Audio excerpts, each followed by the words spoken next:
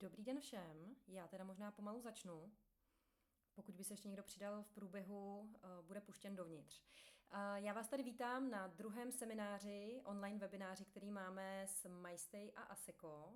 Tentokrát to bude na téma, jak vybudovat self-service hotel, jak na automatizaci recepce, přístupu do pokojů a komunikaci s hosty. A budeme se tady společně bavit o tom, jestli v self-service hotelu zvládneme i prodej služeb. Moje jméno je Kateřina Majerová, já jsem z MyStay a ráda bych tady přivítala Pavlínu Zichovou, CEO společnosti MyStay, a Ondřeje Kališe z ASECO, kteří oba dva budou mít prezentaci. Vidím tady spoustu jmen z minula, takže už víte, jaký bude formát. Budou 2 prezentace, bude to obklopené otázkami. Vůbec se nebojte ptát, minule to bylo skvěle interaktivní, tak budeme rádi, když to bude interaktivní i dál. Organizačně vás jenom poprosím, jestli byste mohli mít vypnutý mikrofony, kdyby ne, kdyby byl nějaký šum, tak vás vypneme a webinář bude nahrávaný. Záznam vám potom pošleme e-mailem a bude to i někde k dohledání. Pokud byste měli nějaké otázky, klidně se ptejte rovnou do chatu, tak jako minule, případně zvedněte ruku a můžete se ptát rovnou a doufám, že to bude zase užitečný jako minule. Já vám děkuju. Předám rovnou slovo panu Kališovi a můžete si převzít prezentaci. Ďakujem. Ešte raz vás tu všetkých vítam.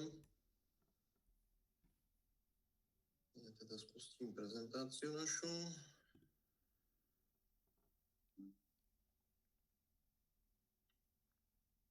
Myslím, že teraz by ste mali vidieť. Ak nie, tak ma opravte.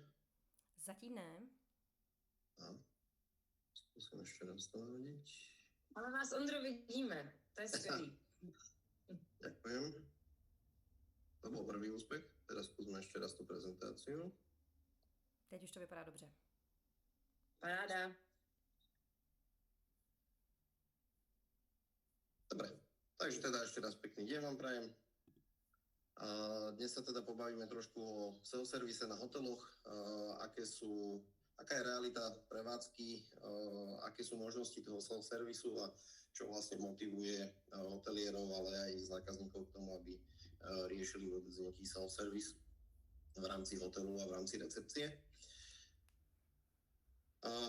Také prvé vlastne, že čo je to najpodstatnejšie, alebo čo je dnes tou motiváciou toho, prečo sa bavíme vôbec o tých self-service hoteloch. Jednak ten self-service je postavený ako keby do 2 rovín. Môžeme mať taký plný self-service, kde naozaj tá recepcia nie je potrebná a v podstate všetko si rieši sám zákazník s tým, že je to plne automatizované. Alebo potom môžeme mať takú polovičný self-service, alebo ako by sme to nazvali, kde v podstate odstránime také tie rutinné kroky pre recepciu a znížime jej zaťaženie a zároveň ako keby zlepšíme servis pre hostia, pretože sa zrýchli ten jeho check-in, ten proces alebo potom získavanie informácií. Čím v podstate riešime to, že hostia dostávajú rýchlejšie informácie a rýchlejšie si vybavia, čo potrebujú na recepcii a zároveň hotel zvyšuje efektivitu. Čo je podstatné spomenúť je to, že by sme mali menej personálu, nemusí nevyhnutne znamenať, že zákazník dostane horší servis. Je to vždy o tom, ako sa nastaví to fungovanie toho self-servisu. Tie rutinné činnosti, o ktorých sme sa bavili, ktoré sa na recepcii najviac riešia, sú hlavne už pri check-ine. To znamená, že host prichádza, recepcia potrebuje v prípade, že príde nejaký zájazd, spraviť check-in viacerým hosťom naraz, je to zdržujúce, všetkým overujú údaje, vystavujú nejaké doklady, vystavujú kľúče, informujú ich o tom, kedy sú raňajky, aké je heslo na Wi-Fi, kde ako prípadne môžu zaparkovať, ak príde tá skupina každá samostatne autami. Toto isté sa v podstate deje aj pri checkoute, čiže znova nejaké vystavovanie faktúr a odovzdávanie kľúčov alebo zámkových kariet, a riešenie celého toho checkoutu. Sú to rutinné činnosti, ktoré vie v podstate prebrať aplikácia, vie ich automatizovať a vie si to zákazník, alebo teda vie si to host v podstate tak povedať vyklikať sám a nemusí čakať na tú recepciu. A tu je to zase rozdelené do toho, že či ideme nejakým plným self-servisom, to znamená, že absolútne všetko rieši buď aplikácia, alebo kiosk, alebo ideme takým polovičným, kde vlastne nejaký pre-check-in si vyplní ten zákazník a už na recepciu prichádza s tým, že mu recepcia viac menej vydá iba kartu, prípadne ho krátko informuje o nejakých základných potrebách a informáciách. Tie problémy klasickej recepcie, pre ktoré sa veľa hotelov v dnešnej dobe rozhodlo alebo sa rozhoduje, prečo vôbec prejsť na nejakú verziu toho self-servisu, je hlavne o tom, že sa zvyšujú personálne náklady. Keď sa dá, tak na čo tam napríklad mať v noci recepčnú, ktorá v podstate aj tak väčšinu noci nemá nejak veľa práce, alebo nechodia tí zákazníci, respektíve dá sa tá práca zautomatizovať a ten check-in, ktorý by riešila pre tých pár možno prichádzajúcich hostí, sa dá zautomatizovať. Zároveň sa vyhneme tým self-servisom aj chybovosti údajov, pretože sám zákazník si ich vyplňa, systém si ich prípadne vie overiť, vie upozorniť na to zákazníka. Nerušíme, nie je to také rušivé pre hostí, keď v noci na recepcii sa niečo deje, búchajú tam dvere, rieši tam recepcia, rôzne informácie, vystavuje papiere, všetko to v podstate odbudne, zákazník si to vyrieši sám, keď príde na recepciu, získa kľúč od izby a v podstate ide v kľude na izbu a môže si oddychnúť.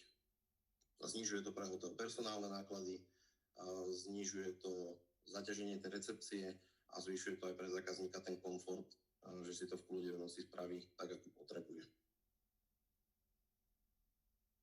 Čo je to vlastne ten self-service? Ohľadenie, tak ako sme sa bavili, tak máme vlastne keby viac rovín toho self-servisu.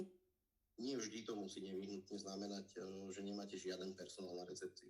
Čiže môžeme mať nejaký taký polovičný self-service, kde vlastne máme ten personál, ktorý ale rieši viac menej tú dennú agendu, ktorý rieši nejaké výnimočné situácie a špeciálne požiadavky zákazníkov.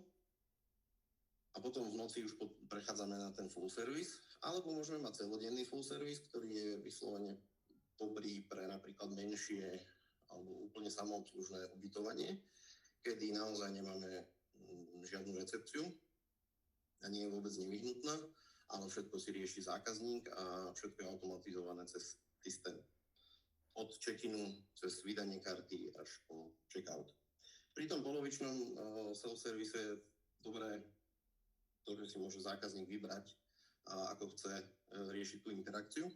Čiže môže si čiastočne riešiť check-in napríklad online, čiastočne na recepcii, alebo keď má nejaký problém, tak to riešiť recepciou.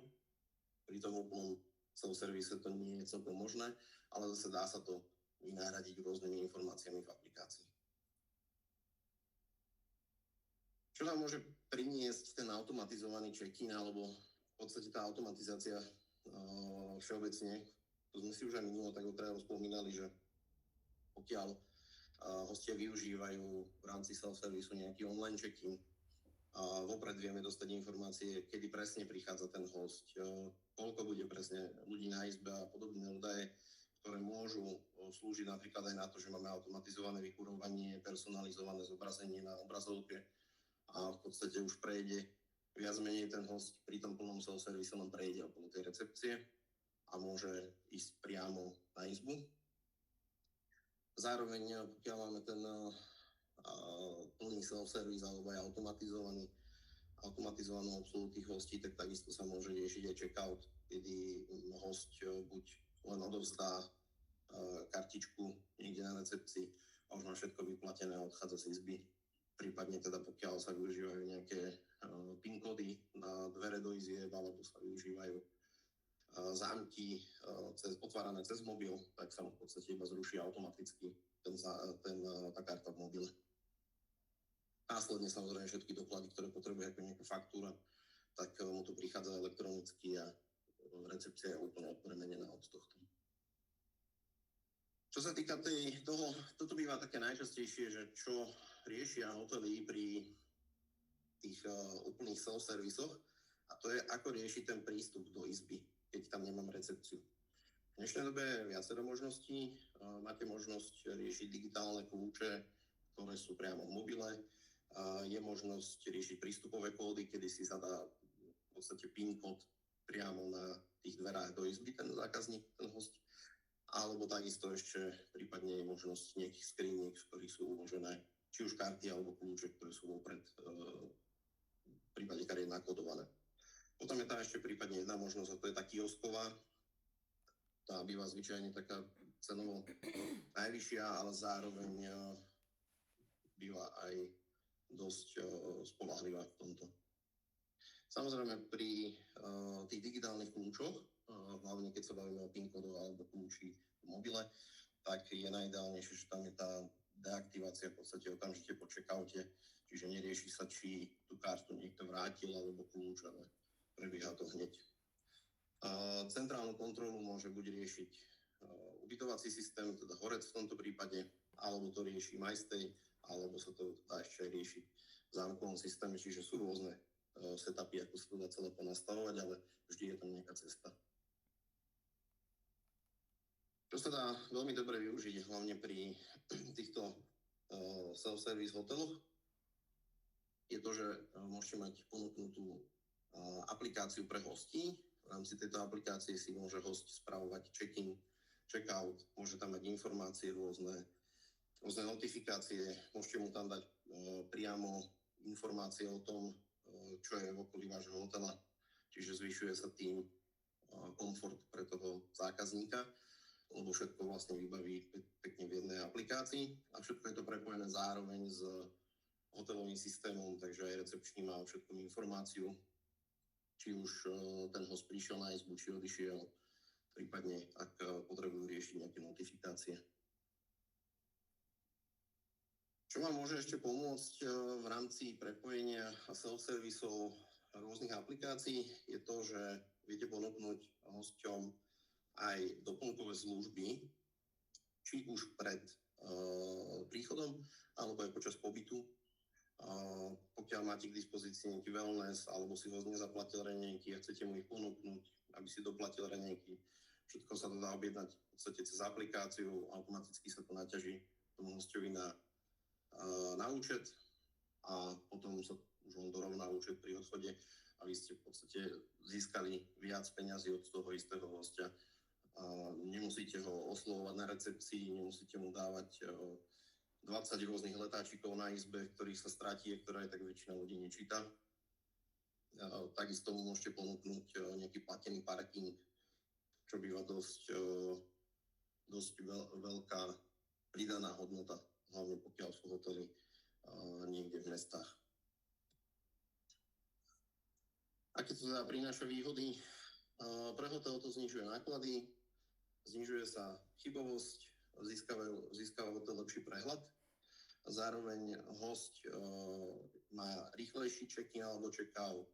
Zvyšuje sa jeho pohodlie, pretože v dnešnej dobe je veľa hostí, ktorí nechcú osobný kontakt s recepciou a radšej si vyriešia cez aplikáciu všetko. A tým pádom im to znižuje aj ten stres. Vám to prináša konkurenčnú výhodu, pretože budete považovaní za modernejší hotel, pokiaľ používate self-service už v akejkoľvek forme. Zvyšuje vám to počet hodnotení. Ste pripravení na to, že tak či tak ten self-service bude. Skôr či neskôr proste bude potrebný na väčšine hotelov, na všetkých hoteloch.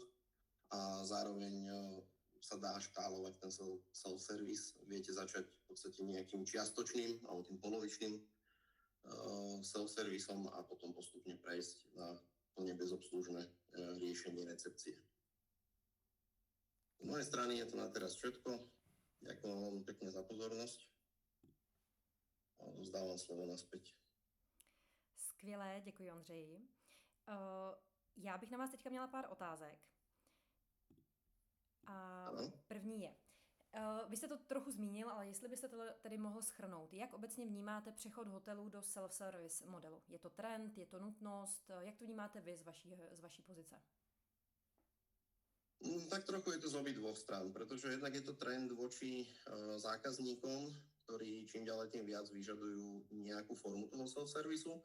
A z druhej strany je to nutnosť, pretože čím ďalej tým je to horšie zohnať tých ľudí na recepcie a riešiť v podstate zamestnancov a takisto sa zvyšuje samozrejme aj tá finančná náročnosť zamestnávania recepčních.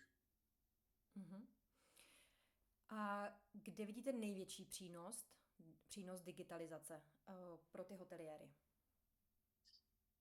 Najväčší prínos je v znížení nákladov a v zjednodušení procesov, lebo opäť nepotrebujete minimálne teda v tom polovičnom self-servise, netreba tie nočné recepčné, kde naozaj vám stačí tým pádom znížený počet recepčných, plus teda procesne je to jednoduchšie aj pre ten hotel, znižuje sa tá chybovosť, zlepšujú sa dáta, ktoré má hotel k dispozícii na to, aby si vyhodnotil, ako sa mu darí a čo prípadne zlepšiť.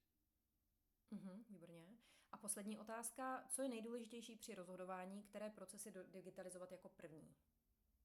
Čím začít? Začal by som tým, že čo ma stojí najviac, ale zároveň by bolo potrebné si porovnať, kde mám najlepší ten prínos toho, čo tá digitalizácia mi prinese na úkor toho, koľko stojí tá digitalizácia. Čiže porovnať si ten náklad voči zisku a postupne prechádzať. Takže na to neexistuje univerzální odpověď, každý hotel to bude mít jinak. Tak. Není na to nějaký univerzální vzorec. Dobře, děkuju. Já bych teďka předala slovo Pavlíně. Pavlíno, jsi ready? Já myslím, že jsem. Chtěla jsem se zeptat, jestli mě slyšíte, jestli vidíte moji prezentaci. Halo? Ano, vidíme. Takže dotaz, máme tady dotaz od Peti. Peti, klidně začněte mluvit. Když se odmutnete, tak...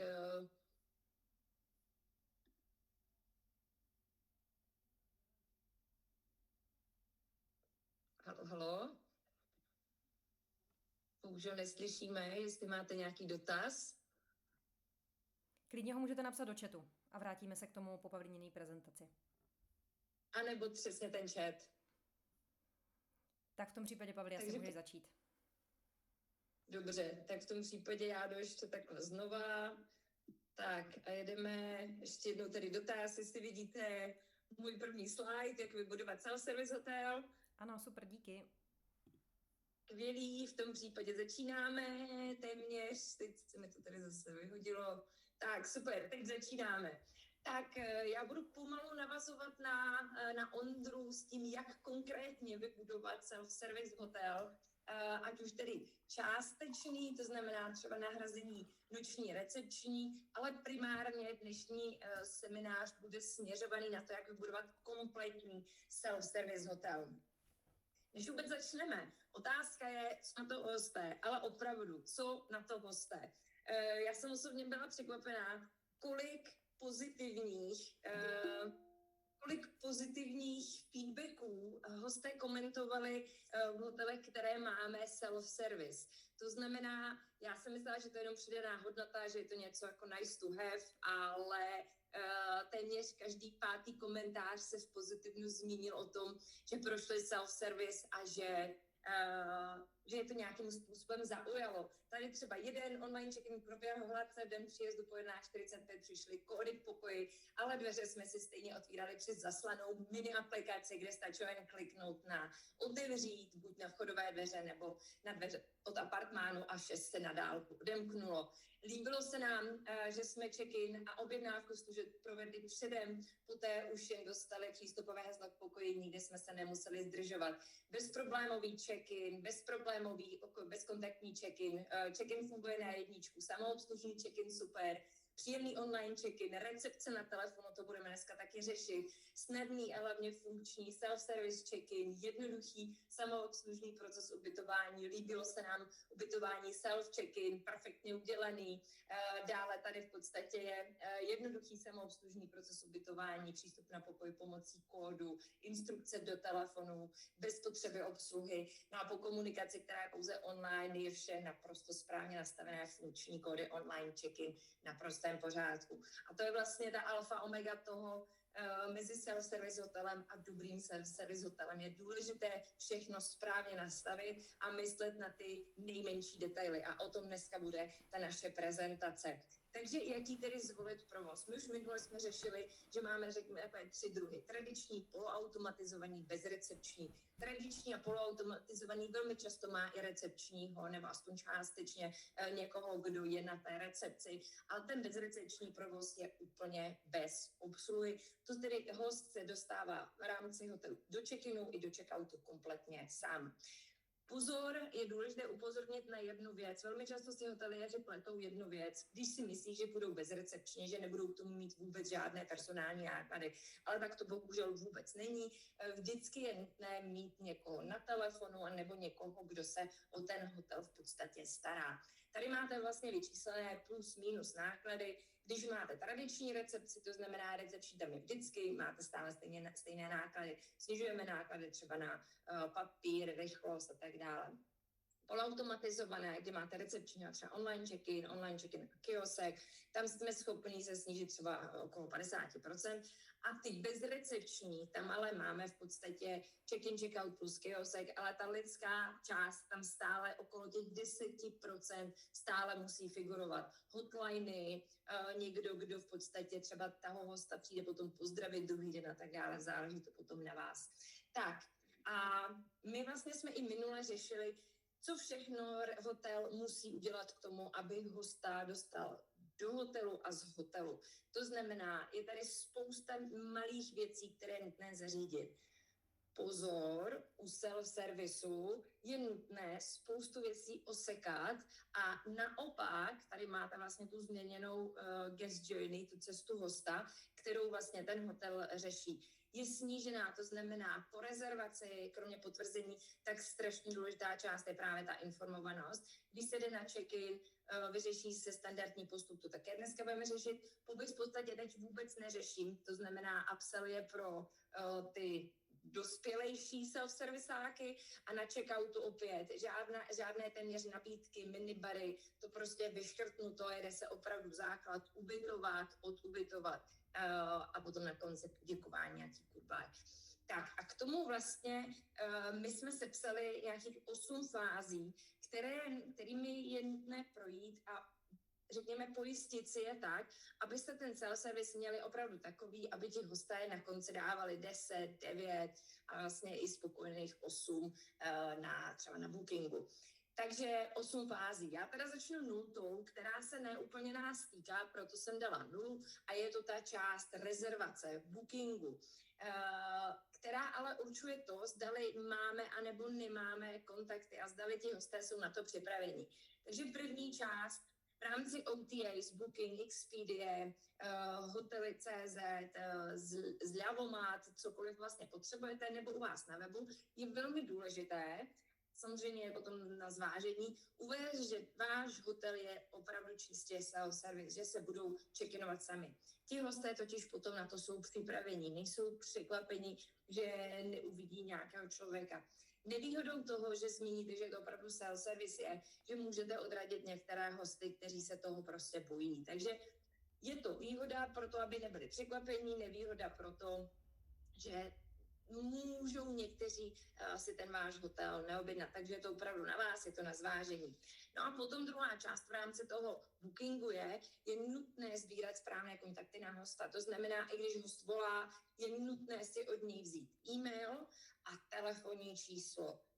Výhodou je teoreticky vzít si národnost z toho důvodu, že jak vlastně se posílají instrukce a všechno je nutné, aby ten host tomu rozuměl, tak je dobré to potom posílat v jeho jazyce pro to sbírání té národnosti. Ale to je takový doplněk. Takže e-mail a telefonní číslo na hosta je naprosté minimum, které vám udělá ten úspěch toho self-service hotelu. Tak a my už se teda dostáváme k té opravdové jedničce, se kterou my už vám umíme v MyStay pomoct, a to už je to, kdy vám přijde rezervace. Spadne vám do property management systému a my si ho vlastně z horce přebíráme. Přebíráme to tak, aby jsme začali s tím hostem komunikovat před příjezdem. Je důležité, aby ta komunikace byla jasná, srozumitelná. Já vím, že se vám to možná nebude líbit, když máte standardní recepci, ale u self-service hotelu je nutné, aby ta komunikace byla i dost direktivní. To znamená, je nutné udělat to. Potom po příchodu musíte udělat to.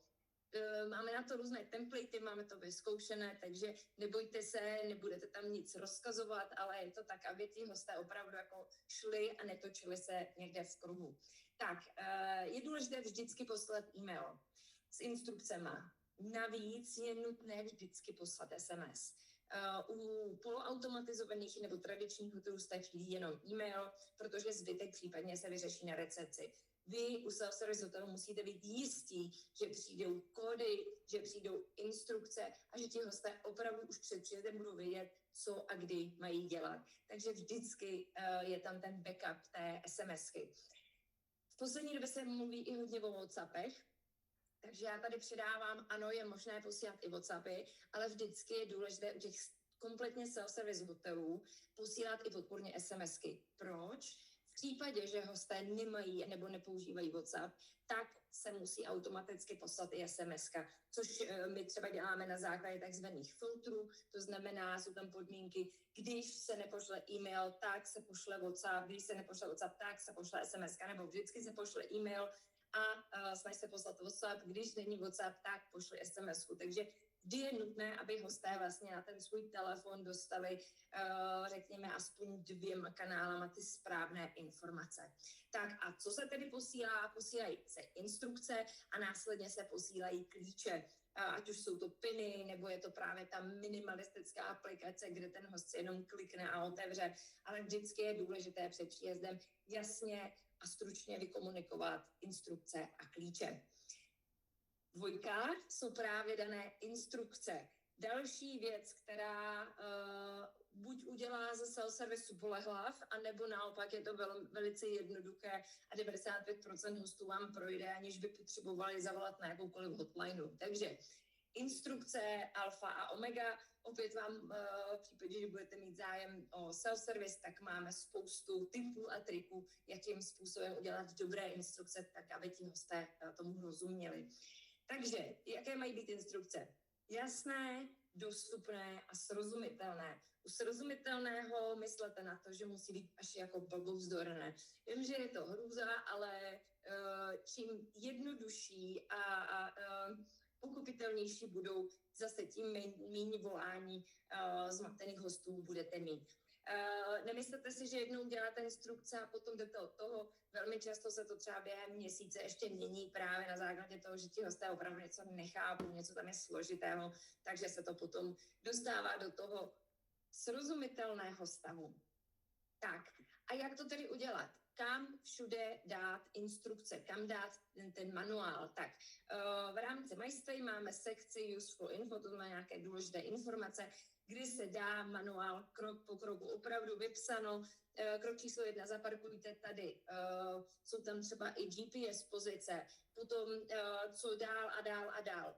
Dále je dobré si udělat PDF foto instruktáž. To znamená opravdu udělat ještě k tomu fotky. V případě, že někomu nestačí textový popisek, může se podívat na fotky a vlastně vidí, co kde, jak má zaparkovat, otevřít, kam má jít a tak dále. Naprosto osobně doporučuji udělat ještě videomanuál. Jak říkám, hosté si potřebují vybrat, někomu vyhovuje to, někomu vyhovuje to. To znamená, vy u toho self-service hotelu byste měli být opravdu připraveni na to, že každý by si měl vybrat to, co potřebuje. A navíc ještě vypsat, v podstatě udělat papírový manuál vedle hlavního vchodu. To znamená, když někdo přijede a nemá opravdu vyplněný čeky, nemá ty klíče, tak aby věděl, co má dělat. Číslo na hotline, jak má případně použít kiosek, pokud ten kiosek tam je a tak dále. Takže to jsou takové základní věci, kde by měly být ukázány a vystaveny instrukce a v jakých podobách. Takže text, foto, video a ten text teda u vchodu.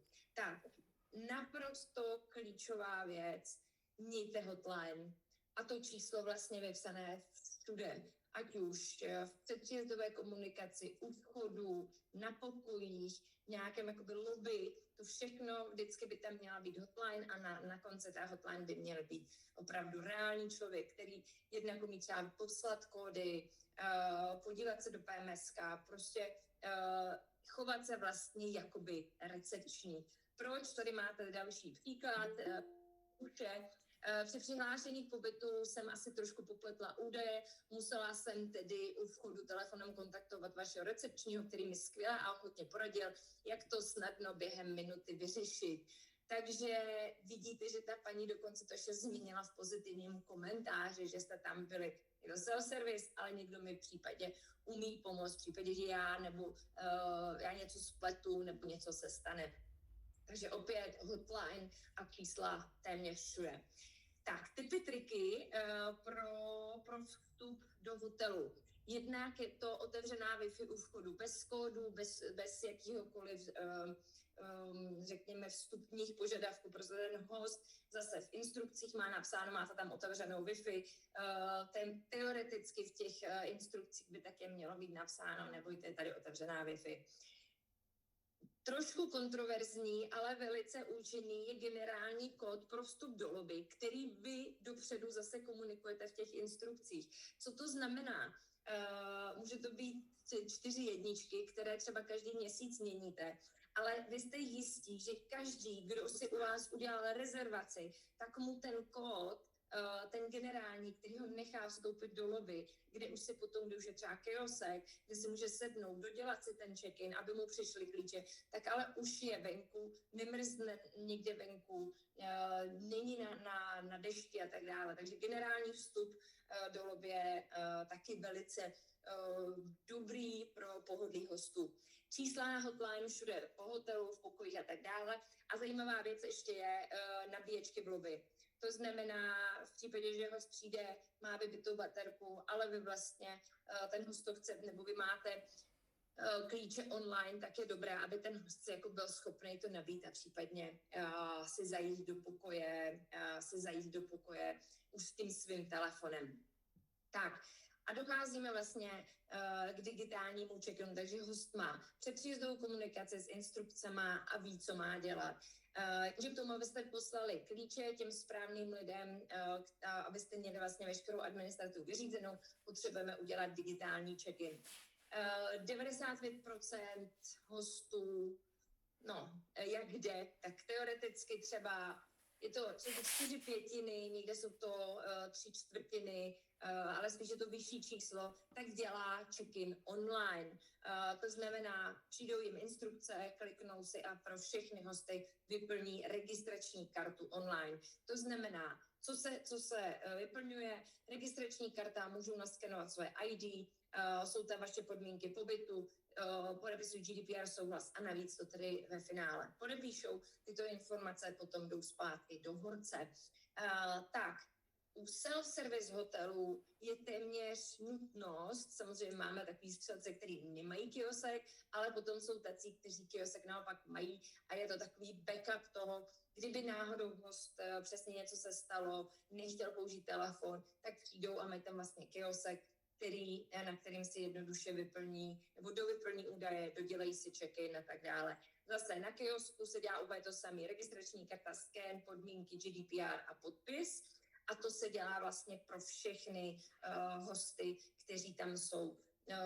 Za chvíli vám řeknu proč, ale k tomu tady dojdeme. Tak a za nás tedy u self-service hotelů, kteří mají být jako s jistotou, že je všechno v pořádku, tak doporučujeme udělat vlastně kombinaci. Takže online check-in a v případě, když někdo nedokončí nebo neudělá, tak aby tam měl ten bezobslužný kiosek. Kiosek v tom našem podání pro ty self-service hotely, čím jednodušší, tím lepší, což teda v self-servisu je celkově. Nejlepší je mít jenom tablet, velký technický, a na něm zobrazovat piny, po případě nechat potom posílat SMS-kou tu mini aplikaci k takzvanému IoT. ale k tomu zase dojdeme. Já jsem říkala, že 3/4 jsou na onlineu a 1/4 na kiosku. Ta realita je ještě jako větší, kdy na online je to opravdu 95% lidí a kiosek je prostě takový sběr. Tady mám vlastně důkaz, tohle jsou čísla vždycky každý měsíc. Vidíte tady, že web check-in 293, a to znamená, to je online, a jenom 19, potom 17 na kiosku, 40 na kiosku, 32 na kiosku, 103 na kiosku, anebo 75 na kiosku. Ale je vidět, že prostě není tam nikdy 0, není tam 2, vždycky jsou nějaké rezervace, které prostě ten kiosek použijou, takže je dobré ten kiosek mít jako podporu toho onlineu právě v těch self-service hotelech. Tohle je číslo u jedné rezidence za 1 rok, to znamená za rok 2025. Máme tam 278 vstupů přes kiosek a 4107 vstupů přes online, to znamená, celkově ten self-service hotel se snaží ty hosty učit na online, nikoliv na ten kiosek, ten je opravdu jenom podpora. Takže máme vyplněnou registrační kartu. Co dál? Platba. Standardně účtuje recepční, všechno to vyřeší recepční. V tomhle případě to nejde a proto máte určité možnosti. Možnost číslo 1. Máte zaplaceno všechno dopředu, ať už je to přes OTAs, to znamená bookingy a tak dále, anebo přes váš booking engine. Ale vlastně ten host tu platbu předtím vlastně po té rezervaci a mezi tím pobytem nedělá, protože už má všechno zaplaceno. Možnost 2, udělat platbu online na check-in, to znamená ještě předtím, než získá klíč, my vlastně ho zúčtujeme a požádáme vlastně o platbu celého toho pobytu, ještě předtím, než získá klíč. Možnost číslo 3 je kombinace 1 a 2, to znamená co nejvíc hostů se snažit zúčtovat vlastně ještě před tím uzavřením rezervace, booking engine, OTAs a zbytek, třeba ty, co šly přes telefon a tak dále, tak mít zapnutý v MyStay právě platby na check-inu právě toho pobytu. My potom v případě, že ten host nezaplatí, tak mu neposíláme klíče, jsou tam opravdu jako povinné skoky, povinné kroky, které ten host musí udělat. Best practice u klientů, kteří jsou jak tam říkám, low cost, je to prostě taková obtížnější klientela, to znamená hotely, kteří jsou v lokalitě, kde prostě jsou víc low cost klientela, tak rozhodně doporučujeme na základě zkušeností mít zapnutý takzvaný depozit, to znamená, že sbíráte nebo nastavíte si tam depozit, který je nutné zaplatit ještě předtím, než pošleme kód. V případě, že ten host něco zničí, kouří na pokoji, má tam nějakou pokutu, vy si to vlastně můžete strhnout právě z toho depozitu, protože dodatečně už je potom těžké z toho hosta něco dostat. No a co nedoporučujeme v rámci plateb? Platby pobytu na checkoutu. Toto se dělá velmi často v hotelech, že recepční vlastně na checkoutu zúčtuje všechno, i tu platbu, i ten pobyt. V tomhle případě to prosím nedělejte. U self-servisu musí být všechno zaplaceno dopředu, protože ti hosté, jak tam není nikdo, tak prostě oni to jako umí to ošulit a umí odejít bez placení. Takže na check-inu nebo při rezervaci. My v MyStay jsme integrováni na ADN, Global Payments a Stripe a umíme zajistit platby Visa, Mastercardu, Apple Pay, Google Pay a vlastně všechno to, co nám dovoluje právě Global Payments, Stripe a ADN. Takže to jsou platby. 5 je předání klíčů. Další velice důležitý krok, který rozhodne o tom, zda to bude jako dobrý, anebo jestli s tím budete mít bolehlav. A já doufám, že s tím nebudete mít bolehlav, protože jste na tady tom webináři. Tak, máte spoustu možností, jakým způsobem předat hostům klíče. Pomocí PINu, Apple Wallet, IoT, skříněk, kiosku, QR kódů, mobilních aplikací od známých partnerů, jako třeba Asta, VoiceOut a tak dále. My upřímně doporučujeme pro self-service PINy, ty IoT klíče, kiosek anebo skřínky. To ostatní je bolehlav. Vysvětlíme si, proč. Skřínky primárně jsou pro ty, kteří nechtějí investovat tolik ale potřebují nebo chtějí self-service. Může to být takový přestupní stanice předtím, než si změníte klíče na ty digitální, anebo vlastně budete plně spokojení tady s tímhletím.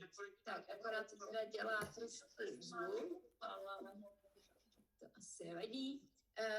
Tak, tady jste teda viděli, sakra, tady jste vlastně viděli skřínku, která hostovi vlastně přijde e-mail, klasika, dostane v tom PIN, nacvaká PIN tady na skřínce a otevře se mu nějaký šuplíček, ve kterém může mít klasický fabky, může tam mít nakodovanou plastovou kartu, můžete tam mít i nějaké jakoby papírové instrukce, cokoliv, co potřebujete. Hotely, které jsou self-service, mají standardně co ta skřínka, nebo co ten šuplíček, tak to jeden pokoj. U těch polo, to znamená ty, co mají přes den recepci a jenom na noc, mají v podstatě ty, co mají jenom na noc, nebo nemají na noc recepci, tak v takovémhle případě stačí jakýkoliv počet těch skříněk, protože standardně na noc dojíždí třeba jenom 5 nájezdů po tom vlastně čase, kdy ta recepční už tam není. Takže skřínky, je to jako ideální low-costová varianta. Pokud máte úplně komplet self-service, je dobrý mít pro každý pokoj jednu přihrádku. Pokud ne, pokud máte jenom noční recepční, tak je ten počet téměř jedno. Tak, potom máme PINy. Co to znamená? Hostovi do telefonu přijde e-mail a v tom e-mailu máte vlastně napsáno, jaký máte kód a vy vlastně přijdete k banku, co vám vlastně takhle otevře. Takže ústokování může vypadat jinak. PINy jsou skvělý v tom, že jsou zapamatovatelný a ten host vlastně ve finále už potom ani nepotřebuje ten svůj mobil a má ten PIN vlastně v průběhu celého pobytu. Další varianta jsou IoT klíče. IoT klíče to znamená, že host dostane do telefonu link na webovou aplikaci, kterou si nemusí stahovat. Tady vlastně vidíte, jak klikám. Rovnou se mi otvírají klíče, nikde se neloguju, nikde nic nestahuju, přijdu ke dveřím a vlastně ani tam nemusím být a vlastně přes internet se vám ty dveře otevřou. V tomhle případě jste teď viděli Asablo Teza a tady na druhém videu vidíte TT Log od HB Group. To znamená, jednoduše se vám zase otevře po kliknutí na tlačítko aplikace, webová aplikace, kterou vlastně otevřete. V tomhle případě ta klika je kombinovaná, to znamená, je tam PIN nebo možnost PINu a možnost i právě těch takzvaných IoT klíčů. Poslední varianta, kterou my doporučujeme v případě, že máte třeba Bluetooth klíče, tak vlastně k tomu kiosku svést encoder a vlastně nechat hosty si kódovat ty karty na kiosku. To je ta levá varianta. My máme tady ještě trošku jednodušší kiosek teď právě s tím encoderem, s tím, že vy vlastně máte jednoduchou možnost, nebo ti hosté ale vždycky vlastně musí jít na kiosek v tady tom případě, protože tam musí jít vlastně vydat tu kartu. V tom pravém tam vlastně vidíte, to je hotel, který má jenom PIN kódy nebo IoT. V takovém případě je opravdu jenom obrazovka a k tomu vlastně všechno vám potom zase přijde do telefonu. Takže to je kiosek, ať už jako podpůrný, anebo jako něco, co opravdu musí vydávat karty. Tak za nás, co my doporučujeme, tak je kombinace PINu a toho tlačítka, to znamená té bezaplikačního tlačítka, kdy oni spolu vlastně vytváří jako ideální kombinaci. Vysvětlím proč. Hotel Dokindok, je to vinařství, tam jsme nejprve nasadili PINy, protože zapamatovatelnost, jednoduchost, ale zjistili jsme, že je tam typ klientely, kterým ty PINy prostě nevyhovují. Co to znamená? Je to vinařství a je tam spousta hostů, kteří jsou ovíněni večer a prostě nejsou schopni ten kód na tu klávesnici naťukat. Druhá sorta lidí, kterým je PIN na obtíž, jsou dámy s dlouhýma nechtama, protože se jim to také blbě ťuká. V takovém případě jsme k tomu dopořídili ještě ty klíče, to IoT tlačítko a máme teď vlastně 100% úspěšnost. Plus minus 60% jde přes tlačítko, 40% v tom hotelu jde přes piny. Standardně je to spíš naopak, ale prostě je to typ klientely, které vyhovuje to a to. Takže za nás ideální kombinace IoT a piny. V tomhle případě zajišťuje HB Group TT-Log a Salto KS. To jsou takové dva, kteří umí piny i IoT kombinovaně. Tak. A aby přišly klíče, aby vlastně vůbec začaly fungovat, tak je nutné, aby byl čas check-inu, což my děláme automaticky. Je to něco, co my sledujeme a na základě toho ty klíče vlastně zpřístupníme. Je ještě možnost, že ty klíče třeba chodí právě, jak tam jeden host psal, v 11:45, byť je check-in třeba ode 2, ale oni už vlastně mají ty piny, jsou uklidnění, ale oni začnou vlastně platit až právě v době check-inu, až když mají vyplněné registrační karty všichni hosté. Ta rezervace má přiřazený pokoj v property management systému, my si to z toho vlastně automaticky bereme a pokoj je uklizený.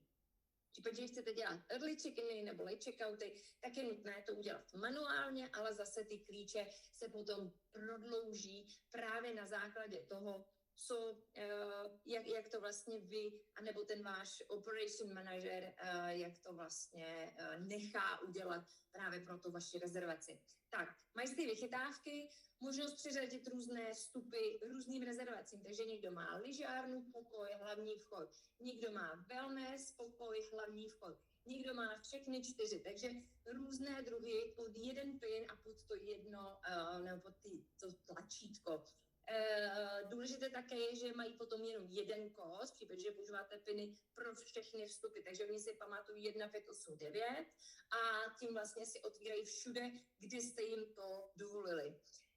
Zajímavé také je, že můžete takzvaně spouštět energie před příjezdem, takže hodinu před check-in časem spust topení nebo spust klimatizaci a to všechno zase může být napojeno na klíče. U těch self-service hotelů je to potom výhodou.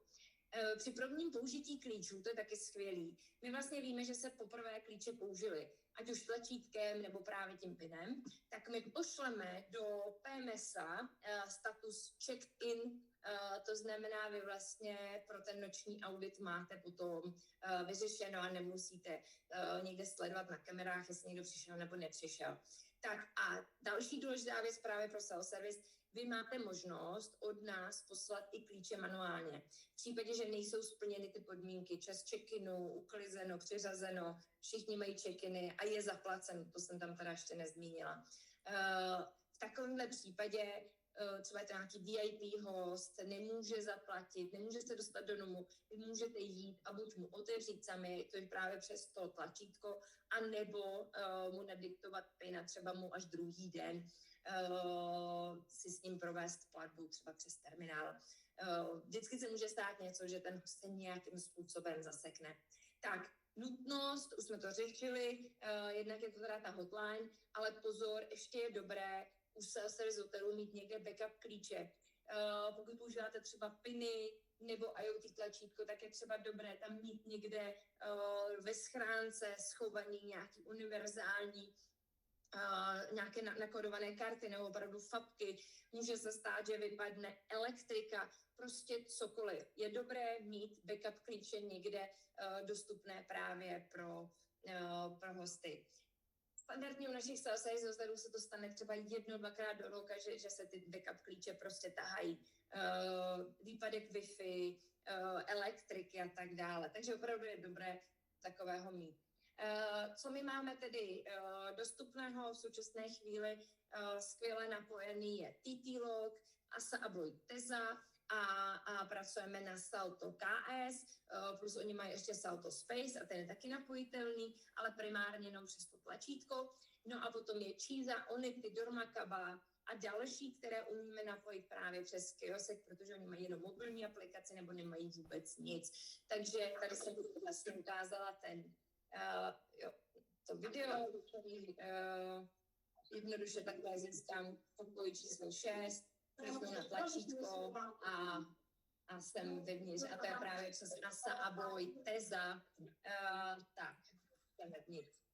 Tak, do prodej služeb, Ondra to už zmiňoval, mám ho s otazníkem, protože my říkáme, že do prodej služeb je pro otrlé self-serviceáky. Co to znamená? Rozhodně pokud jste začátečníci, nedoporučujeme jakýkoliv upsell. Nechte si čtvrt roku na to vůbec se zajet v těch základních věcech. Správné instrukce, dobré klíče, spokojení hosta a až následně můžeme začít prodávat. Pokud ale chcete prodávat, víme, jak to dělat a není problém. Co je dobrý prodat právě pro ty self-service, je to něco, co nemusíte fyzicky doručovat. Je to třeba early check-in, late check-out, parking, možnost domácích mazlíčků, room upgrades. Takový základ, který jenom odkliknete, my to potom přihodíme na účet a vlastně ten host to akorát zaplatí. Ale máme i takové hotely, které třeba prodávají wellness, masáže a ty hosty ale posílají někam jinam a platí se to třeba v jiných zařízeních. Tady máte zase příklady, je to vždycky 1 měsíc statistiky, tohle rezidence, která je self-service a mají 28 pokojů a naprosto skvěle vydělávají na parkingu, ale vidíte, že vlastně umí vydělat i na wellnessu, protože tam mají saunu, ta sauna je zase napojená na PIN kód i na ty IoT klíče a v takovém případě oni to prostě těm, co si to objednají, tak jim to přiřadí a oni už vlastně pod tím samým pinem, kterým se otvírají všechno, otvírají třeba i právě vstup do toho wellness, do té sauny a tak dále.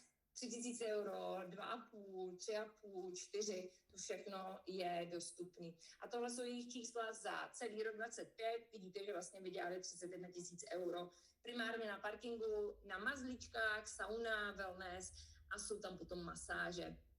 Takže i to potom v těch self-service jde, ale jak říkám na začátku, raději vyladit to, co je potřeba.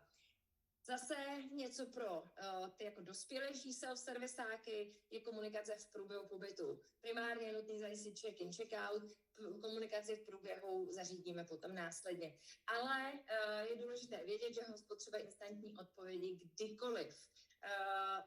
Pokud nebudete mít nějaké automatizované odpovědi, vždycky je dobrý, nebo je nutnost mít tam tu hotlineu, jo, aspoň aby potřebovali, tak aby se k vám dovolali. Co my doporučujeme na instantní odpovědi, tak je rozhodně chatbot, protože základní věci chatbot zvládne vyřešit jednoduše v noci, během dne a případně se umí přepojit potom na člověka. Je dobré mít QR kódy právě s tou informovaností různě po hotelu, pokojích a tak dále a je tam nutná ta hotline. Tu informovanost potom obecně můžete zajistit ještě automatizovanými zprávami, které nastavíte první den pobytu, druhý den pobytu, nějakým způsobem informuj, anebo je možné posílat takzvané jednorázové zprávy.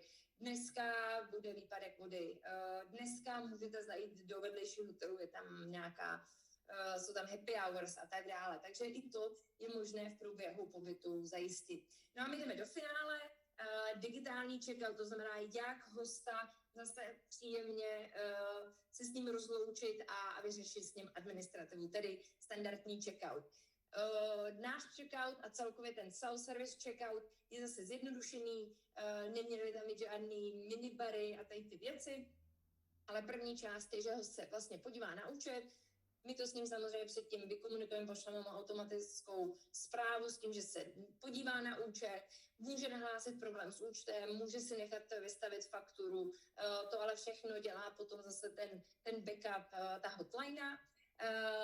Může zaplatit na checkoutu, platí tam ale primárně extras. To znamená to, co si dokoupil v průběhu pobytu, nikoliv ten pobyt. Jo? To pravidlo je velice důležitý, takže platba na checkoutu pouze za extras. Je možné automaticky zaslat fakturu a host může kliknout na tlačítko odcházím z pokoje, které změní status té rezervace a změní to vlastně v PMS-ku. Co s tím, nebo proč tady ta část je důležitá, je možné v případě, že odejdou dřív ještě než je samotný checkout čas, tak je dobré, že tam vlastně ta uklízečka může začít uklízet už předtím a následně tomu hostovi, který má přijet po něm, je možné potom nabídnout právě třeba early check-in. Tak a to je tedy úplně všechno, za nás tady 8 kroků a ten 0. Je důležité si uvědomit, že každý self-service projekt, self-service hotel, ta samotná příprava je opravdu projekt. že to není jenom, že se koupí software, nasadí se a jede se. Je nutné předtím vlastně zjistit takzvaný flow, to znamená, jak vlastně chcete s hostem komunikovat, jaké máte možnosti, kolik dveří hosta čeká, než dojde do pokoje, jaký typ klíčů máte a jaký máte možnosti do budoucna a je nutné se vymezit alespoň 1 měsíc na vychytávání chyb, změn těch manuálů a tak dále. Prostě self-service je opravdu jako měsíční práce, vylaďování, nastavování a tak dále. Nebojte se toho, víme jak na to, jenom je to o tom, že je nutné jít opravdu krok po kroku. Tak já myslím, že z minula tušíte, co my v Majstě děláme. My v podstatě automatizujeme cestu hosta od toho, co přijde rezervace, až po ten odjezd. Hostovi všechno chodí personalizovaně, on si vyplní svou registrační kartu, nikde se neloguje, nic si nestahuje, všechno se to dělá pomocí webové služby. Může se tam objednat, zaplatit, udělat checkout, získat klíče, to všechno vlastně jde jednoduše právě přes MyStay. Co my tedy děláme, to jsem vám před chviličkou řekla a my to děláme právě i s Horcem a mám tady vyjmenované třeba i Asabo, i Salto, to už jsem vám taky zmiňovala.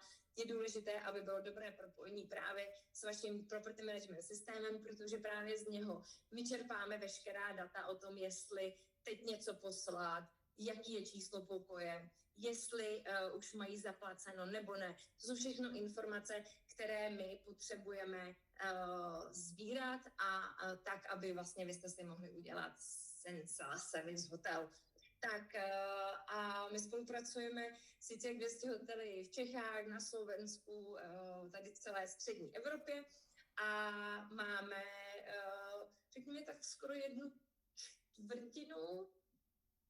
čtvrtinu self-service hotelů nebo alespoň částečných self-service hotelů, takže věřím, že víme, o čem mluvíme a že v případě, že byste se chtěli pustit do self-service hotelu nebo alespoň částečného self-service hotelu, že se nám můžete ozvat a my si s vámi projedeme ten váš projekt a zjistíme, jestli je tam jednoduchá proveditelnost, anebo jestli jsou nutné udělat nějaké kroky předtím. Takže to je za mě.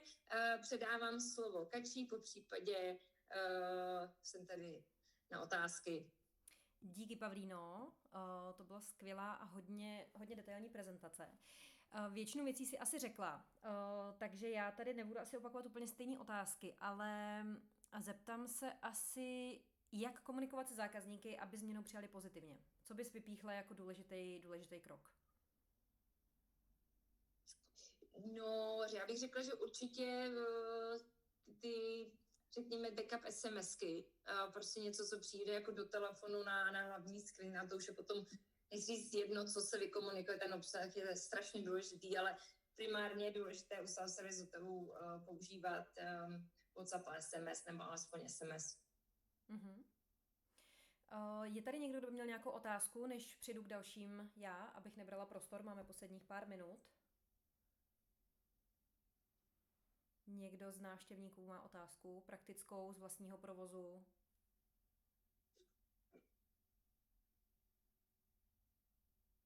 Ano? Nikdo nic? Dobře, tak další otázky. Z tvý zkušenosti, kdy má smysl přejít na ten samoobslužný model úplně plně, self-service, a kdy je to lepší kombinovat? To je zajímavá otázka. No, když vlastně hotel má velké problémy s personálem, kdy prostě nemá personál a je to už jako neúnosné, nebo sami vlastně vyřizují, řekněme, tu základní operatu, tak je dobré jako se zamyslet nad tím, jestli není čas na self-service nebo alespoň částečný self-service, nebo v případě, že třeba hosté v noci jezdí třeba 1, 2 a ten recepční tam čeká třeba 2, 3 hodiny, aniž by kdokoliv přijel, takže je to, řekněme, taková ztráta financí toho hotelu. A potom je to určitě, jsou to ti, kteří chtějí dál, chtějí mít více zařízení, ale chtějí to dělat s menším týmem. To znamená otvírání dalších hotelů s někým, kdo právě umí dělat hotlineu, nebo v případě hotely, který už tu recepci mají, tak se můžou pořídit ještě jako menší zařízení, které ale zvládnou obsloužit právě přes tu hotline té recepce. Takže to je asi odpověď za mě. Mm-hmm. Dobře, díky. To už byly otázky. Tak ještě se vrátím k těmhle otázkám. Má self-service smysl i pro menší hotely nebo penziony? Tak za mě to spíš jako primárně má smysl pro menší hotely a penziony. Úplně jako velký self-servisy, tam jsou spíš ty poloautomatizovaný, že mají recepci, stále tam někdo jako je, ale není to úplně jako bezobslužný, bezrecepční. Takže bezrecepční my máme primárně menší do 30 pokojů, který si dovolí jít úplně bezrecepčně, ale teď připravujeme velký projekt, kde bude 78 pokojů úplně bezrecepčních. Ale zase bude tam někdo, kdo bude pobíhat okolo a bude tam k zastěžení, tak aby třeba pomohl s kioskama, kterých tam ale bude třeba 6. Takže je to zase úplně jako jiný styl toho self-servisu. Mm-hmm. Dobře. A co bývá největší obavou hotelu, když zavádějí samoobslužný provoz? Možná tady by mohlo být, Veroniko, ty budeš mít určitě i zkušenosti z praxe, ty mluvíš s těmi hotely úplně napřímo. Jaký to jsou většinou ty obavy? Tak dobrý deň. Áno, najväčšie obavy sú väčšinou, aké budú vstupné náklady na opravu tých systémov, aby vlastne všetko fungovalo bezrecepčne, ale vlastne najviac sa obávajú tie hotely o kľúčový systém. Či tie ich kľúčové systémy sú kompatibilné, prípadne ako by sa to vlastne dalo všetko napojiť. Ale tam sa tí hotely nemusia obávať, pretože okrem toho klasického, že sa vymeníš všetky zámky na hoteli, sú aj ďalšie možnosti, ako napríklad už Pavlína zmiňovala, že to je vlastne kiosek a iba čítačka kariet, alebo ešte tá najlacnejšia možnosť je vlastne doplniť keyboxy. Čiže tie fyzické kľúče alebo plastové karty sa dajú pripravia do tých keyboxov a hostia obdržia PIN kód. Takže vždycky je tam určitá tá možnosť aj pre tie menšie zariadenia, aj pre tie veľké. Děkuji, Veroniko. Zase se ptám někdo z publika, máte nějakou otázku? Někoho něco napadlo v průběhu? Dobře, tak se ptám dál. Tak, ještě Pavlíno, jaký typ komunikace hosté nejvíce oceňují z tvý zkušenosti?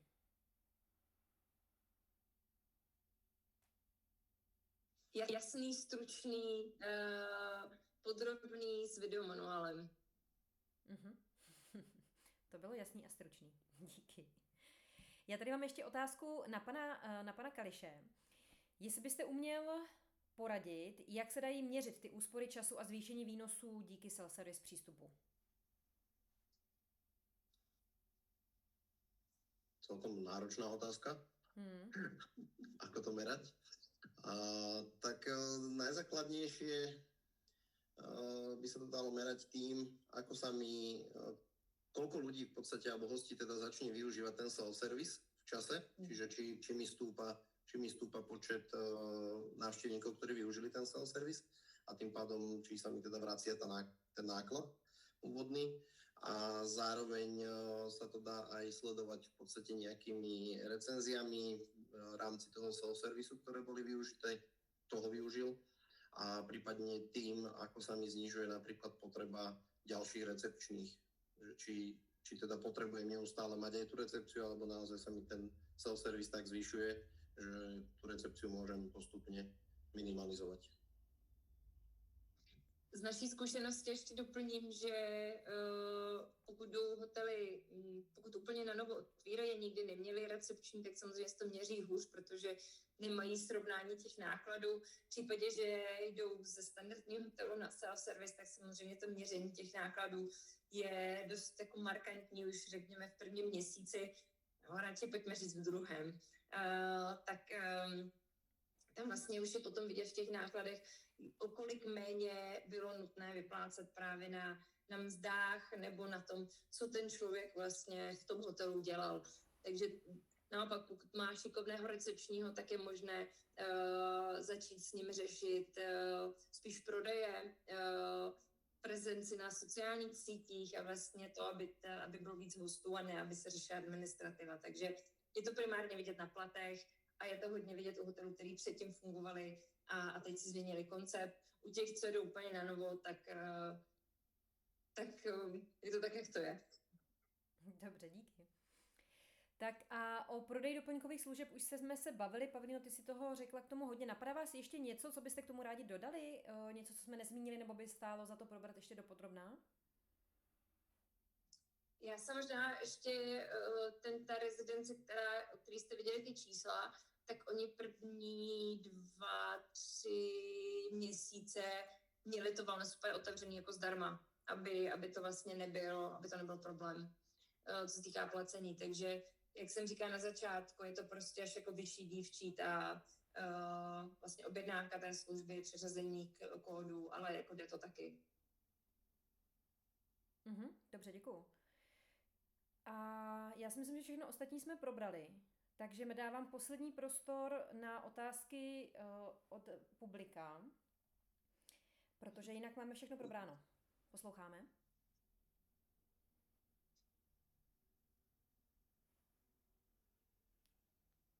Měla jsem pocit, že někdo začal mluvit, ale asi ne. Žádná otázka v chatu taky není? Není. Dobře, v tom případě já taky už nemám další otázky. Myslím si, že jsme všechno zodpověděli a publikum si to pravděpodobně myslí taky. Takže v tom případě já tady jenom ještě ukážu kontakty na nás, na Veroniku Kubáňovou z MyStay a Martu Martinskou z Asseco. My vám zase pošleme e-mailem záznam z tohoto webináře i ty kontakty. Všechno se k vám dostane. Pokud jste se hlásili pod nějakým e-mailem, tak vám to tam dorazí. Já vám v tom případě moc krát děkuju. Jak Ondřejovi, tak Pavlíně, i vám všem, kteří jste dneska dorazili na další seminář a možná budou v budoucnu nějaké další, tak vás budeme informovat. Děkuju vám, mějte se hezky. Mějte se skvěle, nashledanou. No to vidíně, děkujeme. Dovidenia, děkujeme.